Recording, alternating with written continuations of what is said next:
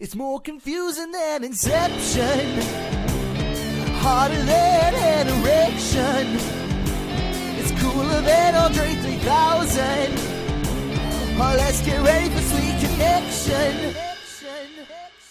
Hello and welcome to Sweet Connection. I'm your host, Kaz. With me today, although not in the room, obviously, it's Jason Lewis. How you doing, Jason? Hey, yeah, good, thank you. So I see that you have copied my haircut. Yeah, I cut it all off. I thought there's only one man I want to be in this crisis, and that's you. So I thought it would all come off. I even shaved the beard off, and I just looked like an egg.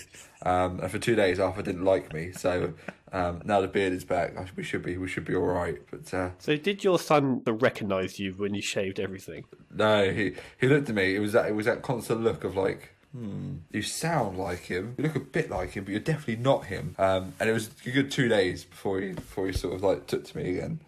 Poor kid. That's what every kid looks like when they look at you. Just Thanks. Constant fear. I do tell him you're the bogeyman. That's why I tend to not speak to kids, because they're just so fascinated by my perfectly round head. And it's because you're on a register. Oh yeah, that as well, obviously. Yeah, you know. I can't go within like 15 metres of a kid or my tag goes off. So That isn't true. We're making that up for comedy effect. it's not 15 metres, it's actually 30 metres. That's the only part that I lied about. Everything else is true. So, obviously, we're in the middle of a global pandemic. There is a virus going around, which is why we're not in the same room. I heard they were just doing this because they needed to replace all the batteries and all the pigeons. Yep. So that's why we've been told to stay indoors. So, how long have you been at home for? You know what? I don't know. It's been that long. I missed my birthday. I didn't miss it because I was still around, but it was my birthday nearly a month ago, so we've been in lockdown for over a month. And no one came to your party, which frankly wouldn't have really changed if we weren't in lockdown. You texted me something like that, didn't you? Did I? It made me chuckle. Yeah, you texted me saying happy birthday.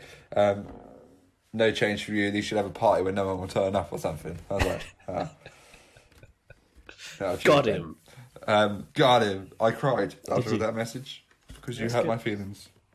That's good. So, how have you been finding self-isolation? Because I'm guessing that really, other than your wife and your kid, you haven't really had any other human interaction. No, it's quite interesting in a way, because I'm quite enjoying it, which is probably not a good thing to say. But I used to work from home. I've been furloughed, so I'm literally spending all day, every day, doing nothing apart from loads of housework, which I've started to enjoy. Looking after a child. Which you don't enjoy? Yeah, it's been all right, actually. He's all right.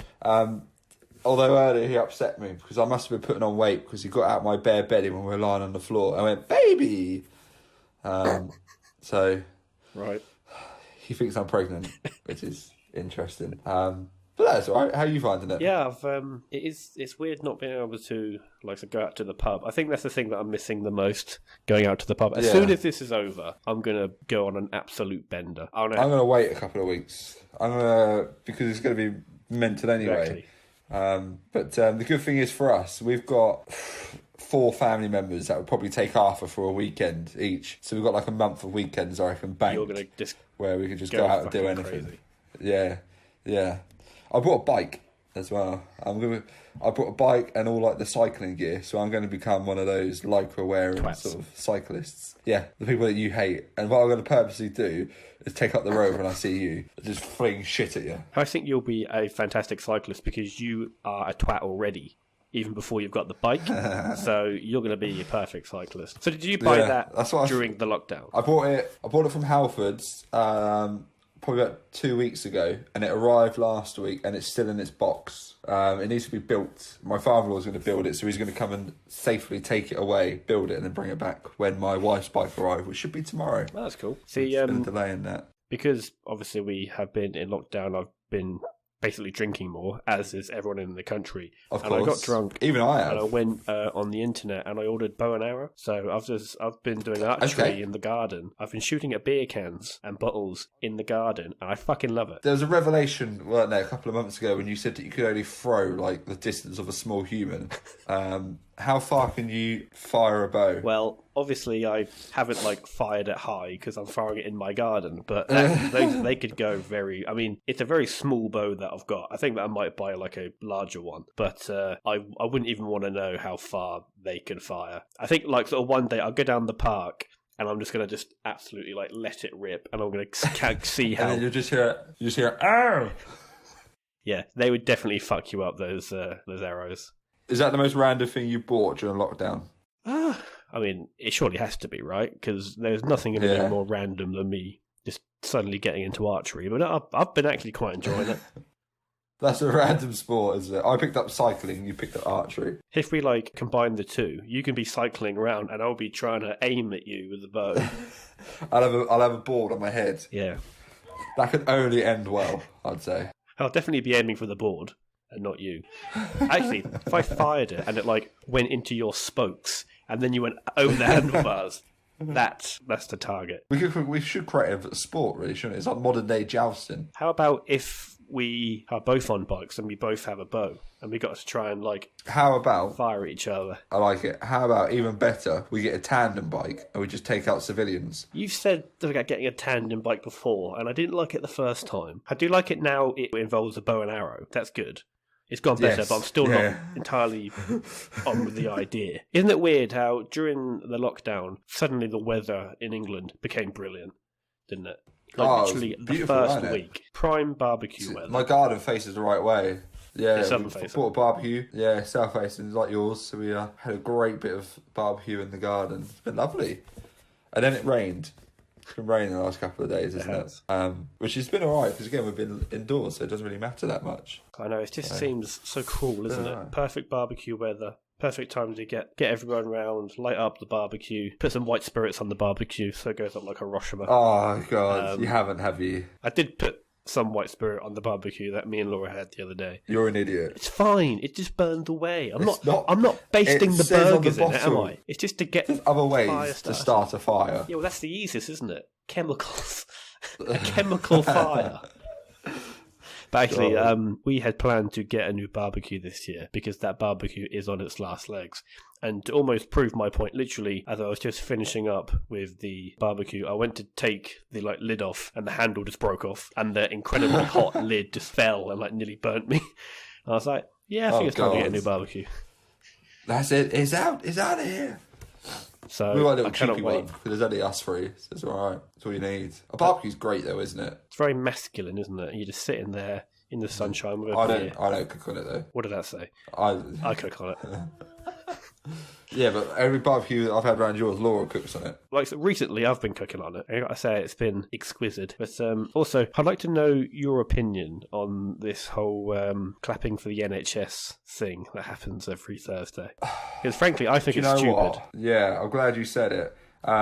The first one-off one was quite good. It was like, oh, yeah, all right. But what's that going to do? It's not going to pay for their shopping, is it? No. Then they done the TV program, didn't they? Then there was the whole sort of comic relief Red Nose Day, or Red Nose Day one around that. Now it's turned into some sort of competition, isn't it? Where it's fireworks and pots and pans. I know. And people sing. It's turned into people showcase what they can do, and I just think, a one-off was fun, but the next sort of 10 were a bit boring. You don't need to do it every single Thursday, but also just sitting out on your front porch and clapping literally achieves nothing. If you want to actually help them, give to one of the many, many NHS charities, or vote for political parties that don't underfund it. But that's too difficult, so let's just go outside and fucking clap. Waste of time. Donate. If someone's on your street who works for the NHS, give them a little gift hamper or something, or donate to a charity. Don't clap for them. Clapping doesn't pay their bills, does it?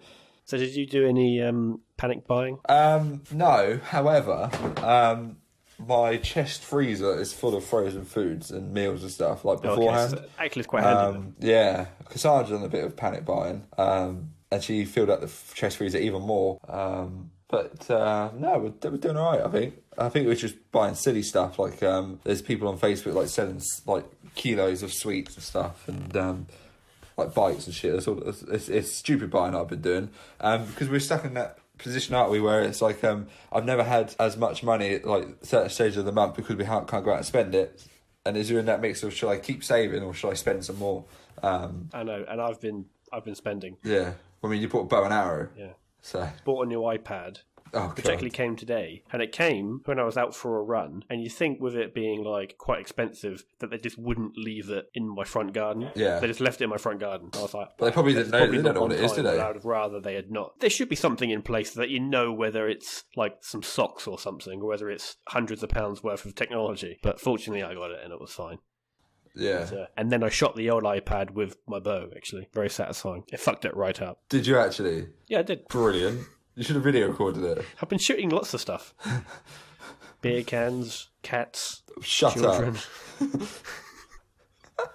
No, but there is a cat which has just started to come into the garden. I'm not going to shoot it. I haven't thought about shooting it lately. Until right now. There's a little bit of temptation there. No, don't do it. Speaking of cats, one of the programs to take over the world since lockdown started is The Tiger King.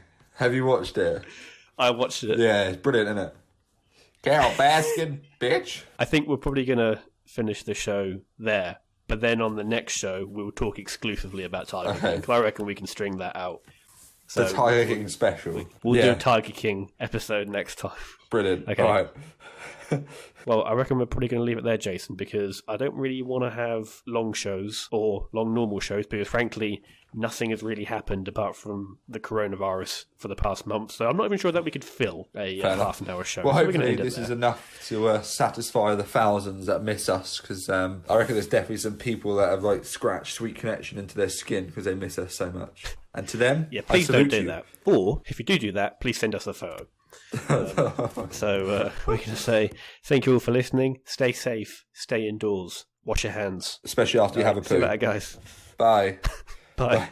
So, Jason, where can you get more Sweet Connection in your life? Well, Ben, we are on Facebook at Sweet Connection Podcast, and we're also on Twitter at SweetC_podcast. So you can give us a like or a follow. And you can also find us on iTunes, Spotify, YouTube, and Podbean. So if you enjoyed the show, you can give us a rating or a review or recommend to a friend. And if you wanted to email in a topic or a question or just say hi, it's thesweetconnection@outlook.com. And if you like this show, you should definitely check out all the other amazing podcasts on the No Please Don't Network. Visit www.nopleasedon'tpodcast.com. Massive thanks to CIPP and Carlyle Laurent for all of our jingles. Thank you for listening and catch you next time. Sweet Connection.